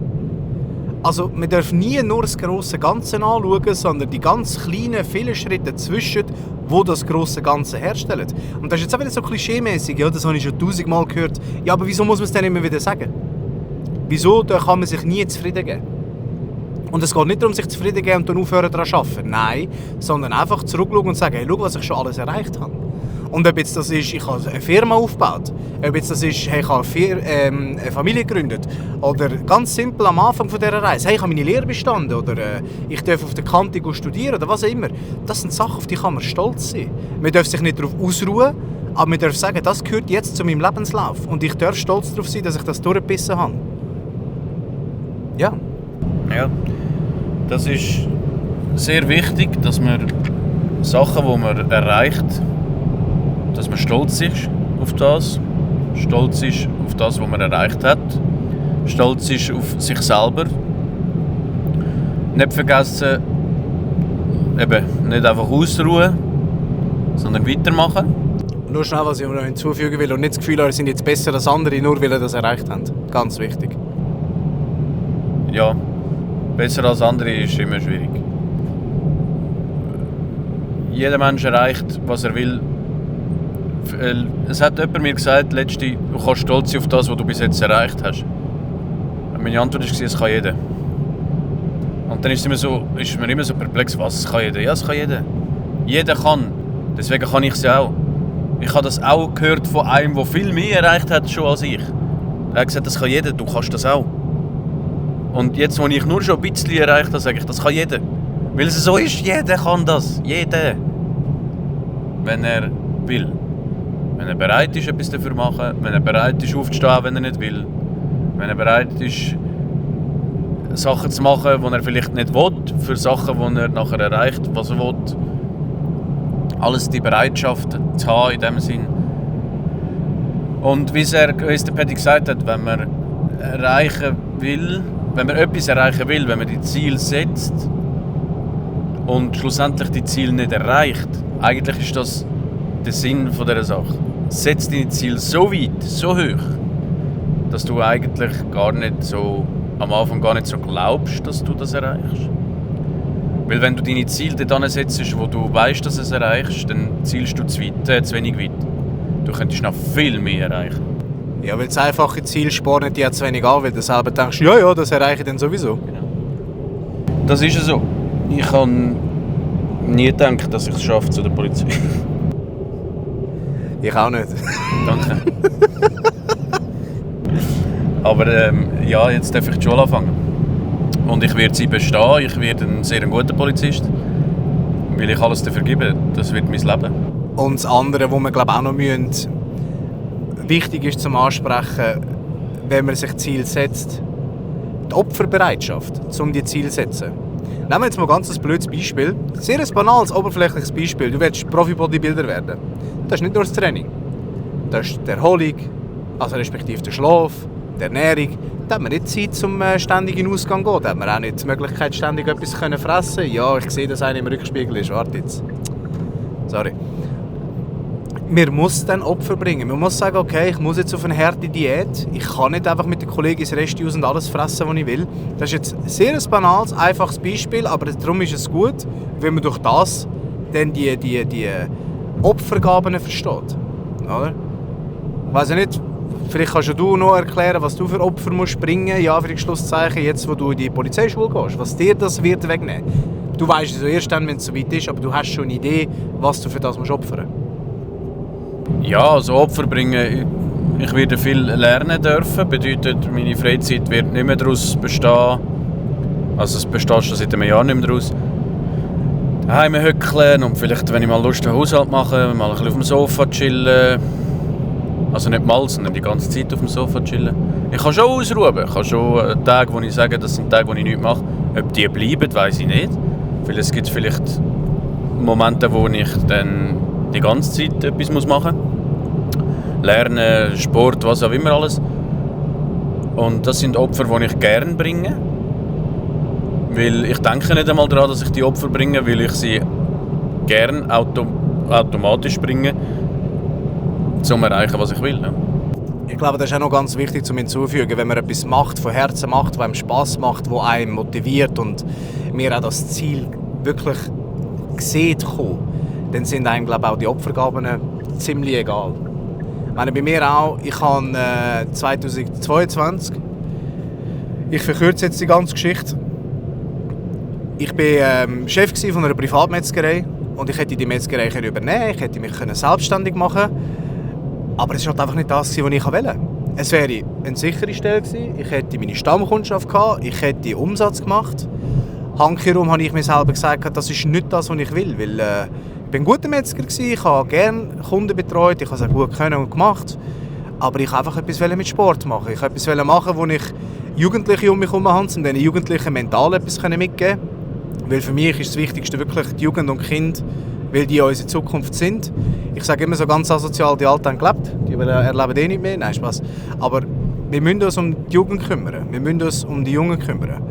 Und das liegt mir sehr am Herzen. Und dann hat es geheißen, ja, entweder du übernimmst die Metzg, also ich habe mir das selber gesagt, entweder du übernimmst die Metzg und kannst dann vergessen, Kunstturntrainer werden und die Bahn einschlagen. Weil, also ich habe selber auch turnet, um schnell zu erklären, wieso ich überhaupt auf diese Laufbahn gekommen bin. Oder ich übernehme die Metzgerei, arbeite jeden Abend bis um 6:30 und schaffe es wahrscheinlich nie. Also der Laden ist bis um 6:30 offen, ich bin dann bis um 7 dort. Und ich schaffe es dann einfach nie pünktlich ins Training.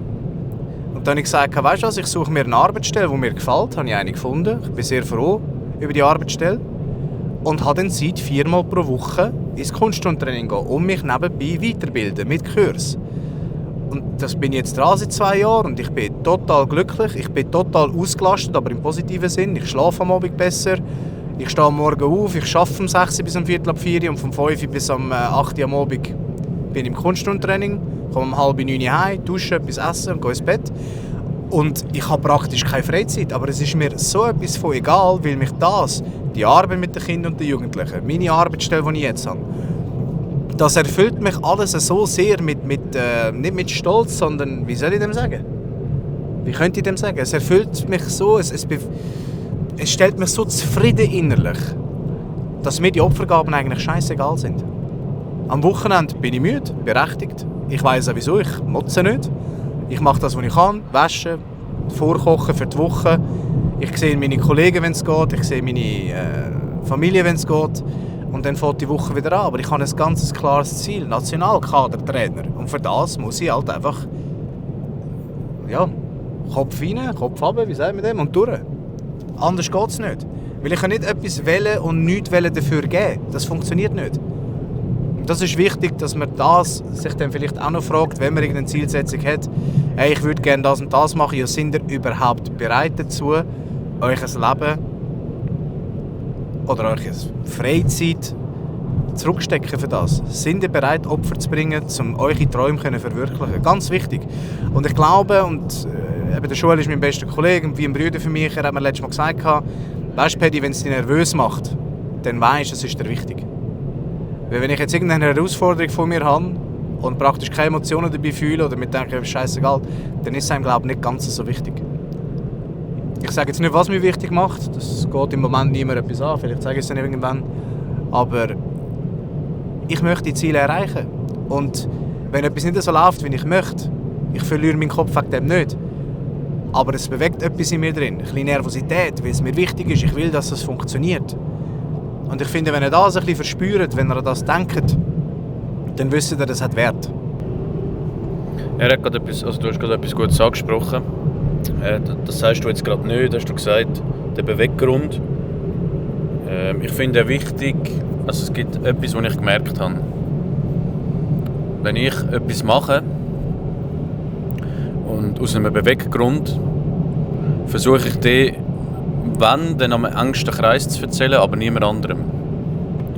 Nicht nur, weil man es schlecht reden oder mir ausreden oder was auch immer, sondern wenn ich es erzähle, fange ich es an machen, um den Leuten zu beweisen. Aber wenn ich es für mich behalte, dann mache ich es, weil ich es wirklich will.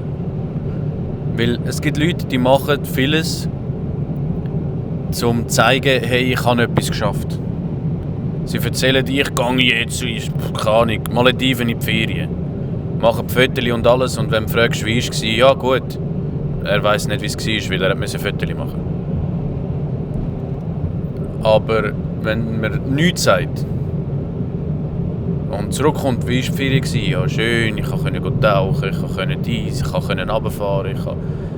Das ist das, wo ich finde, wo wichtig ist, wenn du Ziele hast, die dich wirklich berühren. Ziele hast, die du wirklich erreichen willst, Träume hast, die du wirklich erzielen willst. Dann red nicht gross darüber. Es braucht auch Energie, einfach das allen zu erklären. Sondern schaff einfach dafür. Lass deine Taten zeigen, wie sehr du es willst.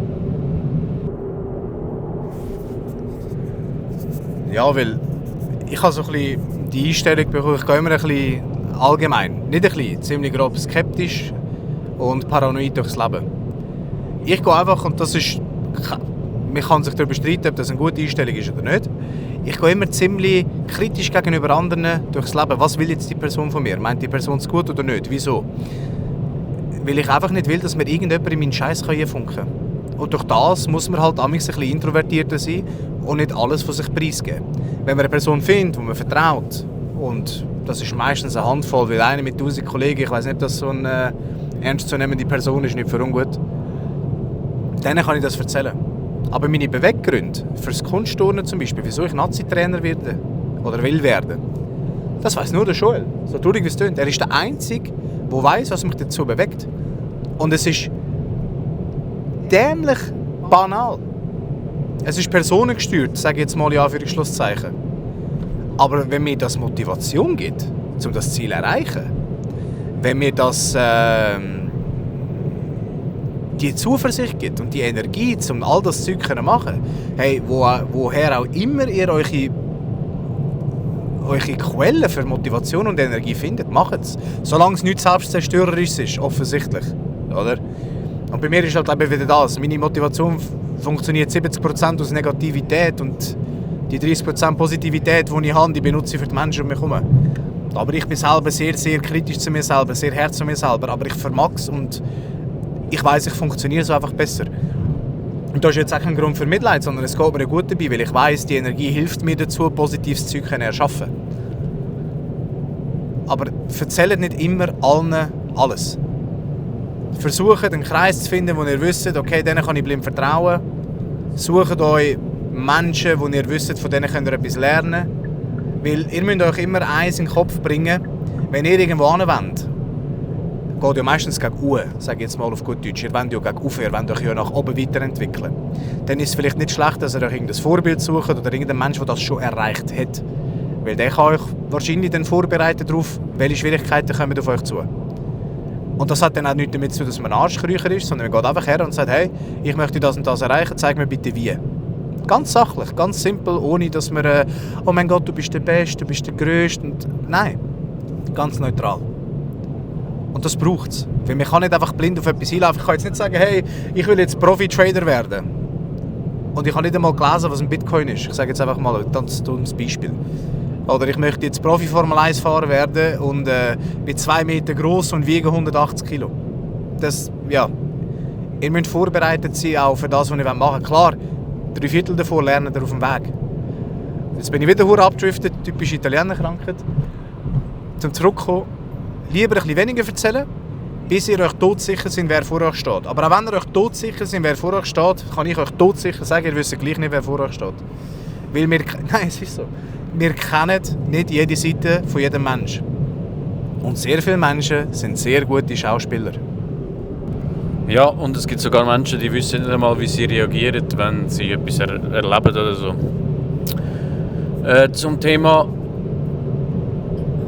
mit... jetzt weiss ich nicht mehr, wo wir waren. Ja, das ist meine Schuld. Sorry, ich habe jetzt irgendwie gerade 30 Themen auf einmal angesprochen. Einfach, dass man nicht allen alles erzählt. Genau. Und umgib dich mit Menschen, die erfolgreich sind. Wenn du dich mit Menschen umgibst, die den ganzen Tag motzen und nichts erreichen, oder die seit etwa 3 Jahren sagen, ich will dort hin, aber immer noch an dem gleichen Ort sind, mit denen würde ich mich nicht abgeben, nicht böse gegenüber denen, das sind auch Menschen, aber du kommst nicht dort hin, wo du willst. Ausser du willst dort bleiben, wo du willst, dann ist alles in Ordnung. Aber wenn du besser werden willst, wenn du mehr Ziele erreichen willst, wenn du mental stärker werden willst, umgib dich mit Menschen, die dich fördern, die dich lieben und die wollen, dass du kannst wachsen. Und umgib dich mit Menschen, an denen du kannst wachsen.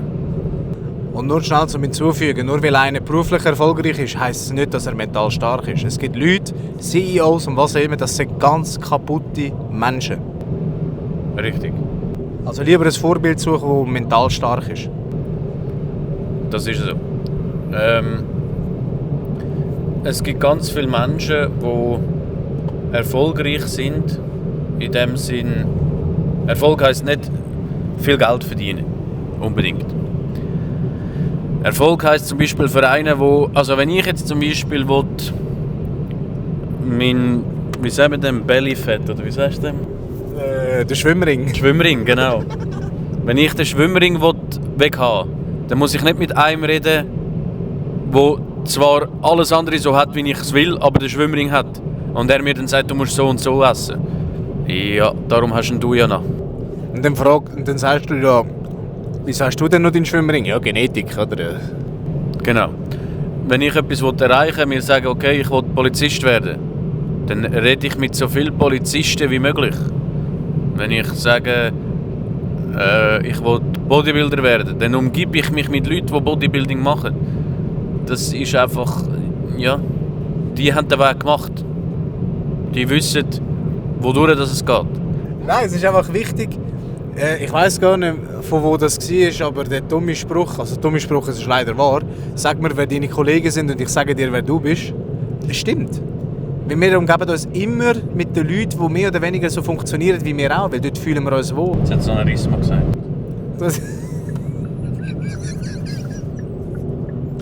Wirklich, hat er das gesagt? Ja. Also in dem Fall ein Spruch von der Bibel. Ich weiß es nicht. Er sagt, Jesus sagt, sag mir, wer deine Kollegen sind und ich sage dir, wer du bist. Ich glaube nicht, dass Jesus so redet, aber... Okay. Sorry. Oh Gott. Ja, aber der Spruch an und für sich stimmt. Es gibt ja von der Bibel wirklich noch einen Spruch, der sagt, so wie Eise schläft, schläft ein Mensch der andere. Oder? Ja. Und das stimmt.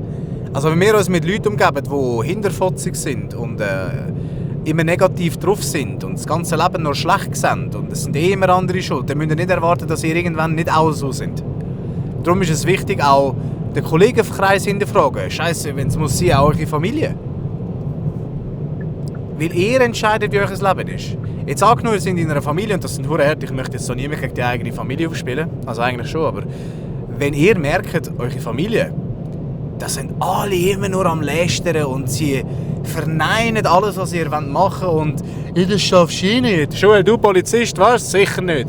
Dann müsst ihr einfach irgendwann den Riegel schieben und sagen «Ciao zusammen, ihr tut mir nicht gut.» Auch wenn es die eigene Familie ist, das heisst ja nicht, dass sie in den Wind schiessen, aber distanziert euch, umgebt euch mit Leuten, die euch motivieren. Ihr wollt aber auch kein Ja sagen um euch herum. «Hey, ich mach das, ja sicher, hey, ich mach das, ja sicher, ja erzähl, ja.» Ja. Ich sage es so, wie sagst du denn, wenn ich bin?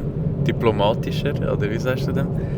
Du bist einfach zurückhaltender, sächlicher, objektiv jetzt. Genau, sachlich gesagt, wenn jemand von der Familie nicht dort ist, wo ihr hinwollt, dann hockt nicht ständig mit dem um.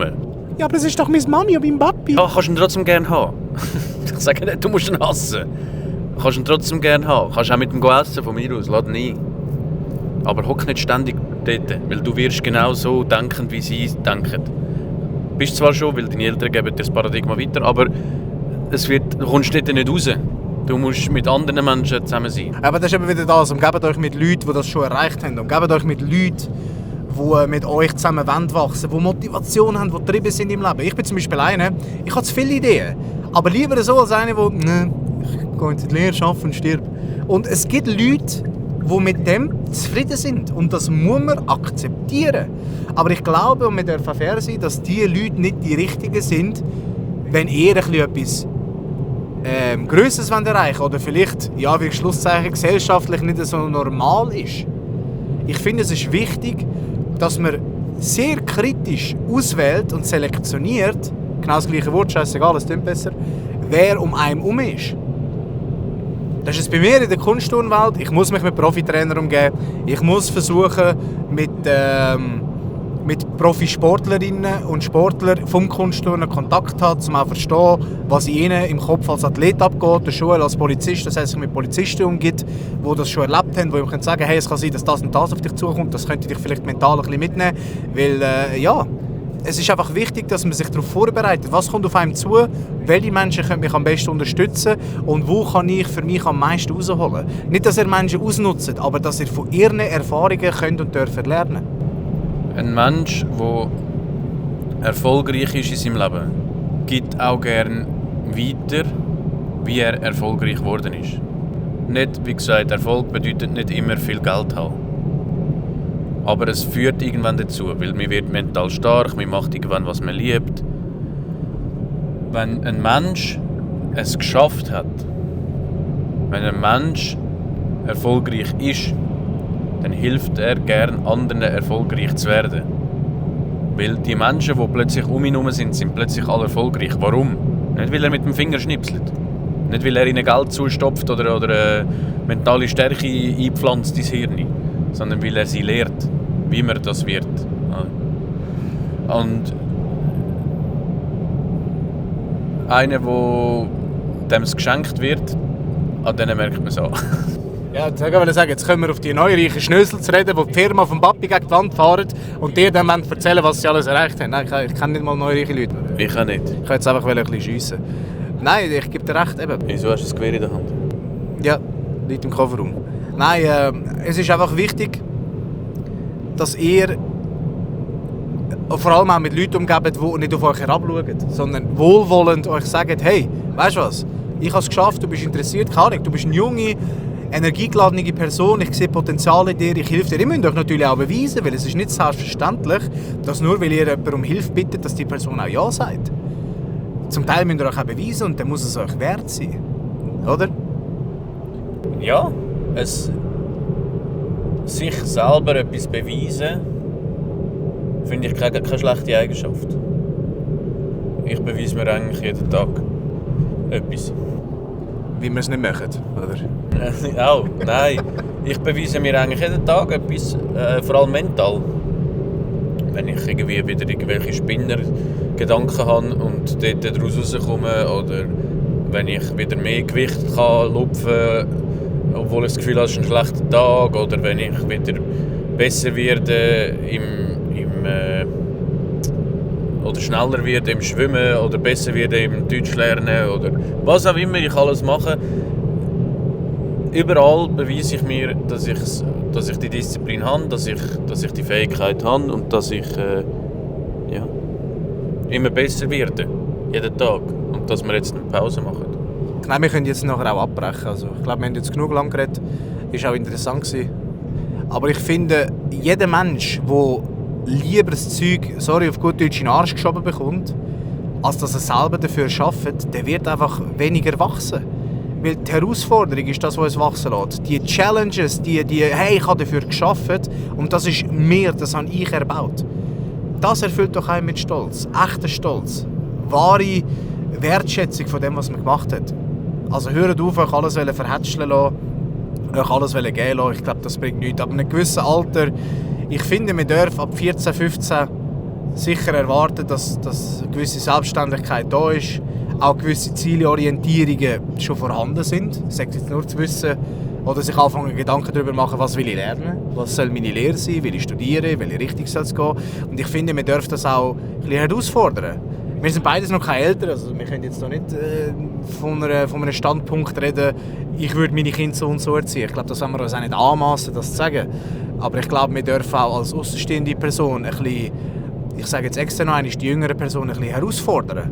Und zwar nicht, um sie runterzumachen, sondern um ihnen vielleicht das Wecken, eben die Selbstreflektierung. Wohin will ich? Genau, wohin will ich und vor allem lernen, eine Bereitschaft haben, etwas zu machen dafür. Gut, dann würde ich sagen, wir beenden das.